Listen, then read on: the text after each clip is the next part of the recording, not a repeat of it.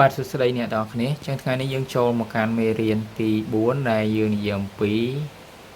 talking about like and dislikes និយាយអំពីអ្វីដែលចូលចិត្តនិងមិនចូលចិត្ត vocabulary ពាក្យចឹងពាក្យរបស់យើងមានពាក្យ like ចូលចិត្ត don't like មិនចូលចិត្ត love ស្រឡាញ់មានអត្ថន័យថាចូលចិត្តខ្លាំង hate ស្អប់ food អាហារ drinks ភេសជ្ជៈ hobby សកម្មភាពពេលទំនេរចំណង់ចំណូលចិត្ត conversation example ឧទាហរណ៍គំរូ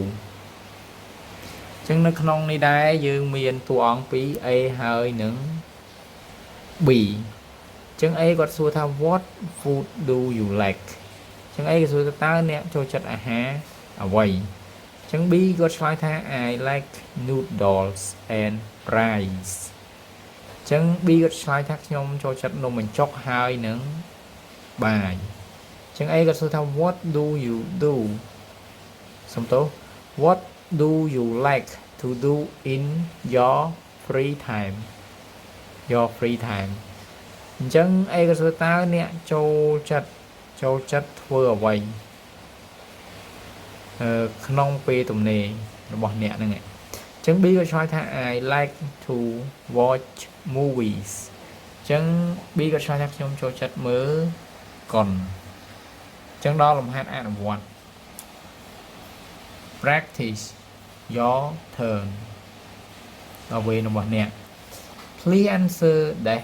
in English សូមឆ្លើយទាំងនេះជាភាសាអង់គ្លេសអញ្ចឹង